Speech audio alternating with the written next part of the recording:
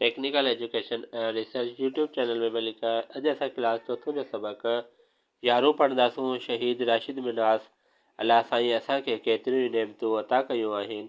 इन्हनि मां हिकु वॾी नेमत ज़िंदगी बि आहे, पर हिकिड़ी नेमत अहिड़ी बि आहे जंहिं तां ज़िंदगी बि क़ुर्बान करे छॾिबी आहे। इहा नेमत आहे वतन। वतन ते जॾहिं बि ॾुखियो वक़्तु ईंदो आहे तॾहिं तन मन ऐं धन सभु उन तां क़ुर्बान करे छॾिबो आहे। असांजी तारीख़ बि अहिड़नि बहादुरनि जे कारनामनि सां भरी पई आहे जिन सर ॾेई पंहिंजे वतन जी हिफ़ाज़त कई।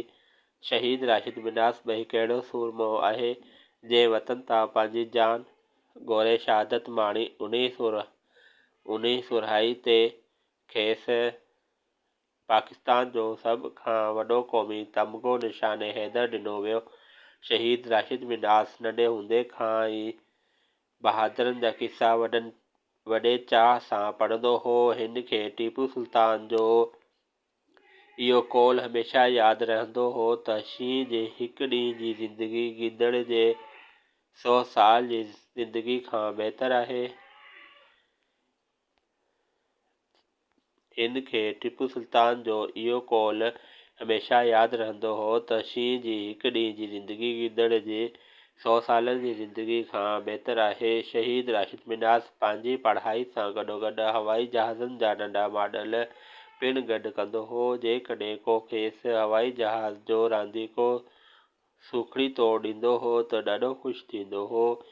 ईअं हिन नंढपिण में ई हवाई जहाज़नि बाबति काफ़ी ॼाण पराए वरिती। हिन 14 सालनि जी उमिरि में पाक फ़ज़ाइया में शामिलु थियण जो फ़ैसिलो कयो।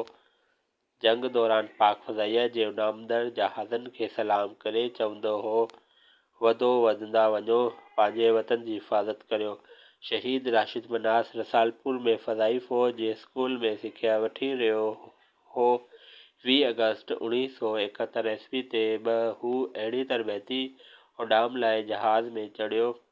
इन सां गॾु तरबियत ॾींदड़ आफ़ीसर मतियूर रहमान बि हो। जहाज़ उॾाणो ऐं ॾिसंदे हज़ारें मीटर मथे उॾामणु लॻो।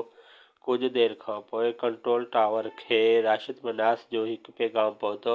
उन पैगाम सभिनी खे परेशान करे छॾियो।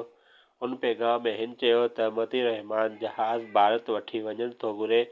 हिन मतियूर रहमान खे ईअं करण खां रोकियो। मतियूर रहमान संदसि बाला आफ़ीसर हो ऐं हिन संदसि ॻाल्हि न मञी। राशिद मिनास ॾिठो त हू जहाज़ खे पाकिस्तान नथो आणे सघे। साॻई वक़्तु हिन इहो बि इरादो कयो त जहाज़ खे कंहिं बि सूरत में हिंदुस्तान वञणु न ॾींदो। राशिद मिनास ऐं मतियूर रहमान में छिकताण थींदी रही। पोइ हिन जहाज़ जो रुख़ पंहिंजी सरज़मीन ॾांहुं करे छॾियो। जहाज़ ॿोलाटियूं खाईंदो अची ज़मीन ते फाको कयो। ईअं ई हिन बहादुर नौजवान वतन जे गोदार मतियूर रहमान जी साज़िश खे नाकाम करे छॾियो। साॻिए वक़्तु हिन पंहिंजे वतन जे मान लाइ पंहिंजी ज़िंदगी बि क़ुर्बान करे छॾी। चैनल खे सब्सक्राइब कंदा जी तव्हांखे वधीक वीडियोज़ जी ॼाण मिलंदी रहंदी।